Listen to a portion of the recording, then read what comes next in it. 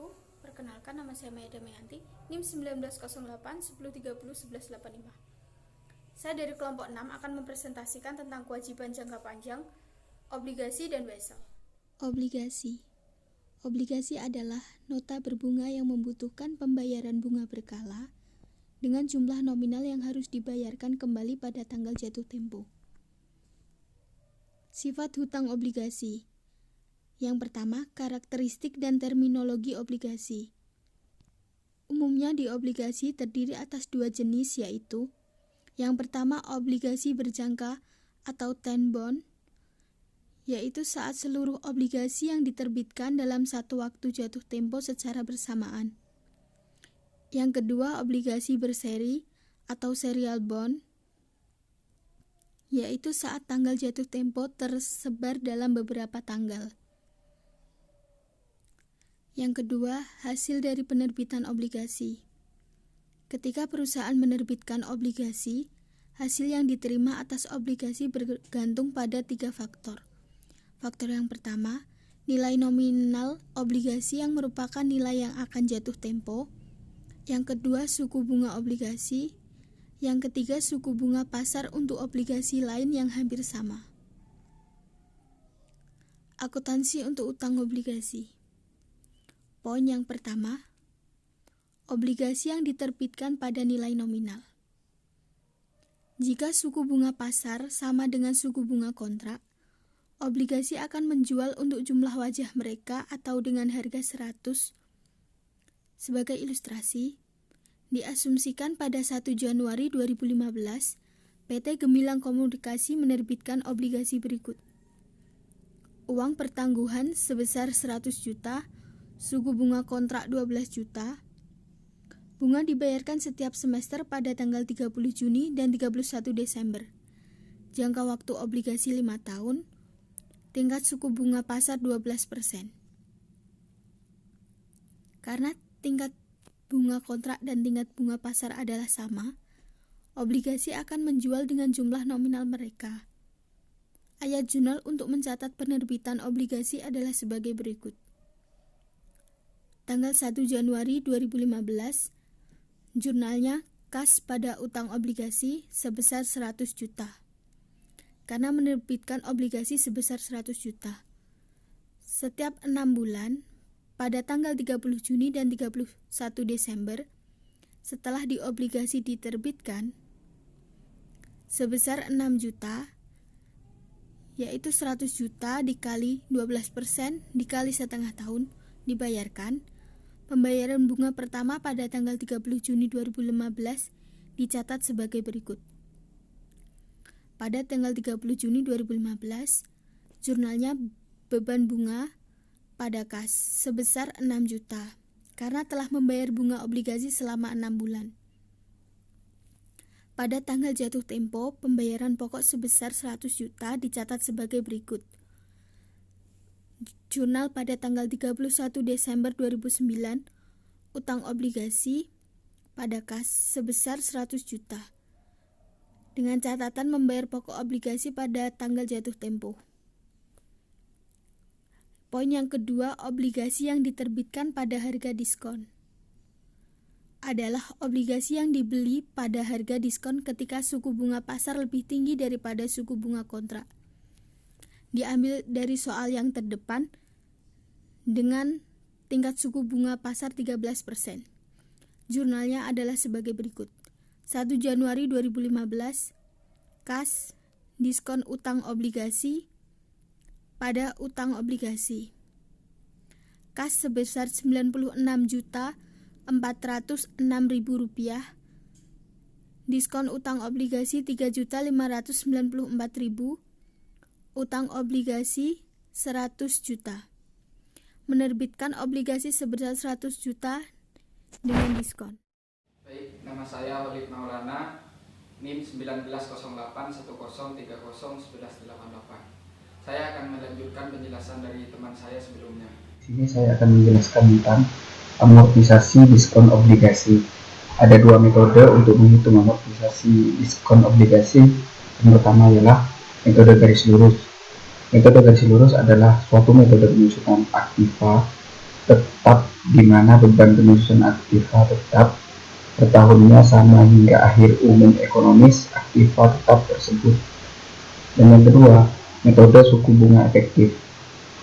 Metode suku bunga efektif adalah metode yang diharuskan untuk digunakan oleh prinsip akuntansi berterima umum. Sebagai contoh, amortisasi diskon obligasi PT Gresik distribusi sebesar 3.594.000 dihitung sebagai berikut.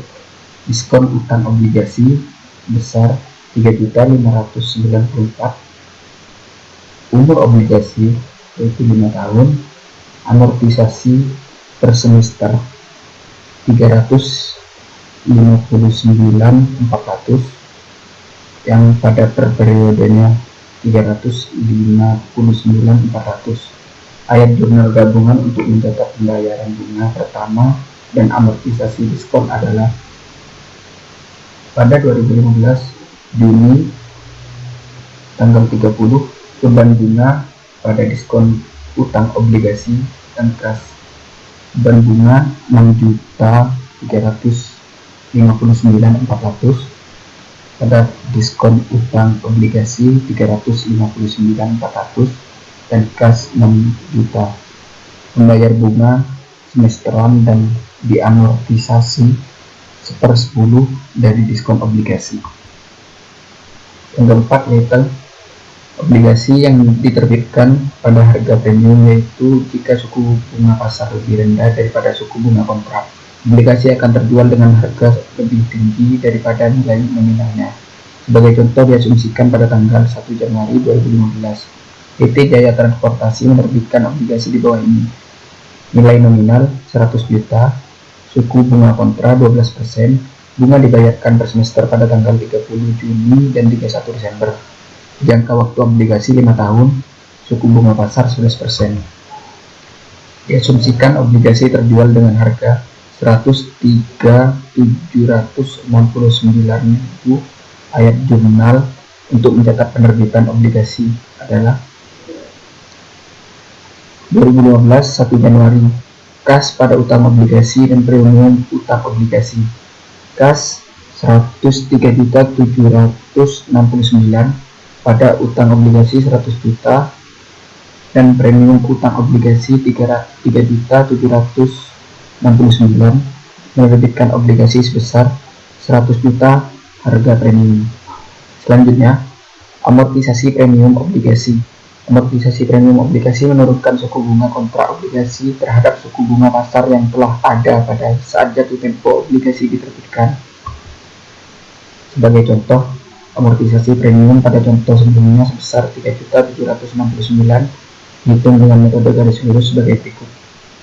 Premium utang obligasi 3.769, umur obligasi 5 tahun, amortisasi per semester 376.900.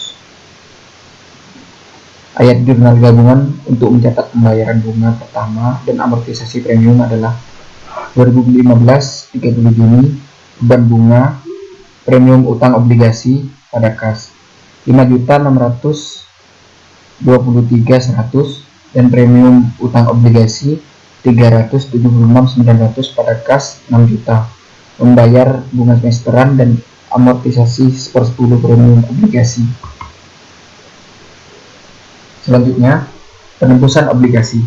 Obligasi yang dapat ditebus dapat dibeli kembali oleh perusahaan penerbit dalam periode waktu dan pada harga dinyatakan dalam kontrak obligasi. Laba atau rugi direalisasikan dalam penebusan obligasi sebagai berikut. Yang pertama, laba dicatat apabila harga yang dibayarkan untuk menebus obligasi lebih rendah daripada nilai tercatat obligasi. Dan yang kedua, rugi dicatat apabila harga yang dibayarkan untuk menebus obligasi di atas nilai tercatat. Sebagai contoh, diasumsikan pada tanggal 30 Juni 2015 sebuah perusahaan memiliki obligasi seperti di bawah ini. Nilai nominal obligasi 100 juta, premium utang obligasi sebesar 4 juta. Pada tanggal 30 Juni 2015 perusahaan membeli seperempat bagian obligasi yaitu 25 juta seharga 24 juta. Ayat jurnal mencatat penebusan tersebut adalah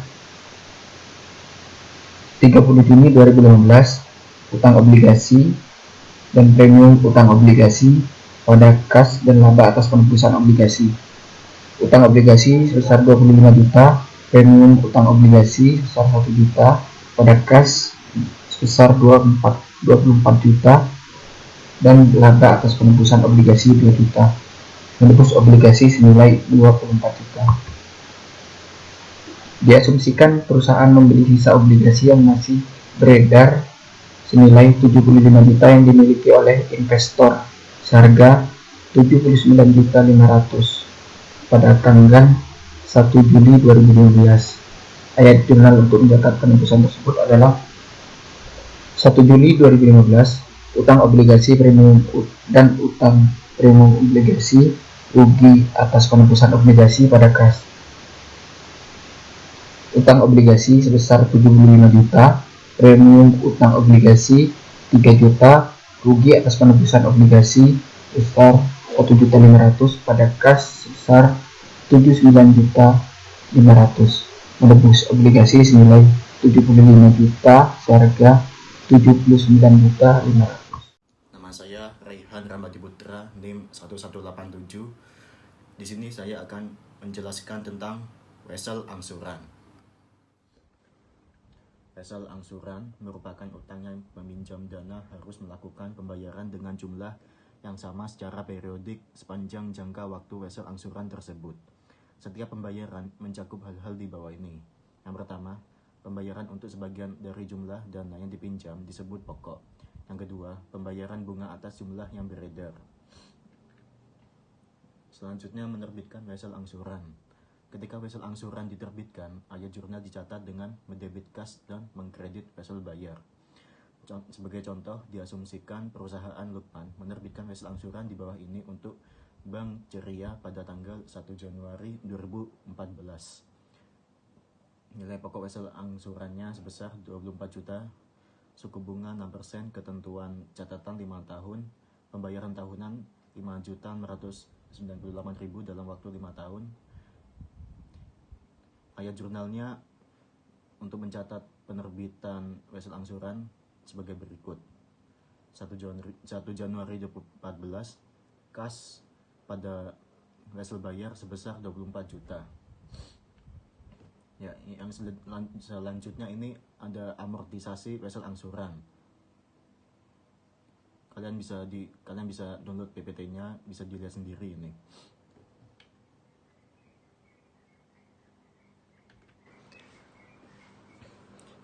Yang selanjutnya, pembayaran tahunan. Wesel bayar sebelumnya mengharuskan perusahaan Lukman untuk membayar kembali nilai pokok dan bunga dalam pembayaran yang sama sebesar 5.698.000 rupiah mulai 31 Desember 2014 selama 5 tahun ke depan. Tidak seperti obligasi, setiap pembayaran termasuk komponen bunga dan pokok. Porsi bunga dari pembayaran wesel angsuran dihitung dengan mengalihkan suku bunga dengan nilai buku wesel angsuran di awal periode. Porsi pokok pembayaran merupakan selisih antara total pembayaran atau kas yang dikeluarkan dengan komponen bunga. Ya, ini ada perhitungan yang ditunjukkan dalam tampilan 3 yang tadi itu. Yang ini amortisasi wesel angsuran. Yang pertama, nilai buku pada 1 Januari 2014, kolom A, yang sama dengan jumlah yang dipinjam dari bank. Saldo pada 1 Januari di tahun berikutnya, yang berikutnya sama dengan saldo pada 31 Januari Desember sebelumnya, tahun sebelumnya. Yang kedua, pembayaran wesel angsuran pada kolom B tetap sama sebesar 5.698.000, yang merupakan pembayaran tahunan yang diminta oleh bank. Yang ketiga, beban bunga pada kolom C dihitung sebesar 6% dari nilai buku wesel angsuran pada setiap awal tahun. Akibatnya, beban bunga menurun setiap tahun. Yang keempat, nilai wesel angsuran berkurang setiap tahunnya dikarenakan adanya pembayaran pokok yang di kolom D. Pembayaran pokok dihitung dengan mengurangkan beban bunga pada kolom C dari total pembayaran yang ada di kolom B. Pembayaran pokok pada kolom D meningkat setiap tahunnya seiring dengan menurunnya beban bunga. Yang kelima, nilai buku wesel angsuran pada 31 Desember atau di kolom E menurun dari 24 juta nilai pinjaman awal menjadi 0 rupiah di akhir tahun kelima. Ayat jurnal untuk mencatat pembayaran kedua pada tanggal 31 Desember 2014 sebagai berikut. 31 Desember 2014, beban bunga wesel bayar sebesar 1.440.000 dan 4.258.000 pada kas yang sebesar 5.698.000.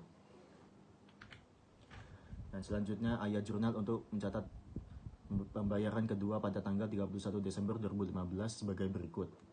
Beban bunga wesel bayar sebesar 1 juta, beban bunganya sebesar 1.185.000, wesel bayar sebesar 4.258.000 pada kas sebesar 5.698.000. Seperti yang ditunjukkan ayat jurnal sebelumnya, pembayaran kas tetap sama setiap tahunnya. Akan tetapi pembayaran bunga dan pokok berubah setiap tahunnya. Hal ini dikarenakan dengan dibayarnya pokok nilai buku wesel angsuran menurun setiap tahunnya, yang mengakibatkan menurunnya nilai komponen bunga pada periode berikutnya. Ayat jurnal untuk mencatat pembayaran akhir 31 Desember 2018 sebagai berikut. Beban bunga sebesar 324.000, wesel bayar sebesar 5.374.000 pada kas yang sebesar 5.698.000. Setelah pembayaran terakhir, nilai buku wesel angsuran menjadi 0, menunjukkan bahwa wesel angsuran telah dibayar secara penuh. Aset yang dijaminkan untuk wesel angsuran akan dibebaskan oleh bank. Saya Bagusan Madinomo, NIM 19031030186 akan mempresentasikan tentang pelaporan liabilitas jangka panjang. Pelaporan liabilitas jangka panjang. Utang, obligasi, dan wesel bayar dilaporkan sebagai liabilitas dalam laporan keuangan. Bagian dari obligasi atau wesel bayar yang jatuh tempo dalam 1 tahun dilaporkan sebagai aset lancar. Sisanya dilaporkan sebagai liabilitas jangka panjang. Premium yang belum diamortisasi dilaporkan sebagai tambahan atas nilai pokok obligasi. Diskon yang belum diamortisasi dilaporkan sebagai pengurangan atas nilai pokok obligasi. Contoh pelaporan obligasi dan wesel bayar kedai kopi. Kedai kopi pada tanggal 31 Desember 2015, liabilitas lancar, utang usaha sebesar 133 juta, wesel bayar porsi lancar sebesar 200 juta, utang upah dan gaji sebesar 42 juta, utang pajak penggajian sebesar 16.400.000 rupiah, utang bunga sebesar 40 juta. Total liabilitas lancar sebesar 431.400.000 rupiah. Liabilitas jangka panjang. Utang obligasi dengan bunga 8% jatuh tempo tanggal 31 Desember 2031 sebesar 500 juta. Dikurangi diskon yang belum diamortisasi sebesar 16 juta. Jumlahnya sebesar 484 juta rupiah. Wesel bayar sebesar 1.400.000.000 rupiah. Total liabilitas jangka panjang sebesar 1.884 juta rupiah. Total liabilitas sebesar 2.315.400.000 rupiah. Analisis dan interpretasi keuangan. Berapa kali beban bunga diperoleh? Sebagai kreditur, pemegang saham memperhatikan kemampuan perusahaan untuk membayar bunga secara periodik dan membayar kembali nilai obligasi pada saat jatuh tempo. Analisis menilai resiko yang pemegang saham tidak akan menerima pembayaran bunga dengan menghitung berapa kali beban bunga diperoleh selama tahun berjalan sebagai berikut. Berapa kali beban bunga diperoleh sama dengan laba sebelum pajak penghasilan ditambah beban bunga dibagi beban bunga. Rasio ini menghitung jumlah pembayaran bunga yang bisa dibayarkan dari penghasilan periode berjalan, mengukur kemampuan perusahaan untuk pembayaran bunga. Contoh data dari laporan tahunan terbaru PT Aneka Tambang Persero Tbk dalam jutaan rupiah. Beban bunga sebesar Rp234.500.000, laba sebelum pajak penghasilan sebesar Rp3.895.495. Berapa kali beban bunga diperoleh untuk PT Aneka Tambang Persero Tbk? Dihitung sebagai berikut dalam jutaan rupiah. Berapa kali beban bunga diperoleh sama dengan Rp3.895.495 ditambah Rp234.500.000 dibagi Rp234.500 sama dengan 17,61. Don't stay away.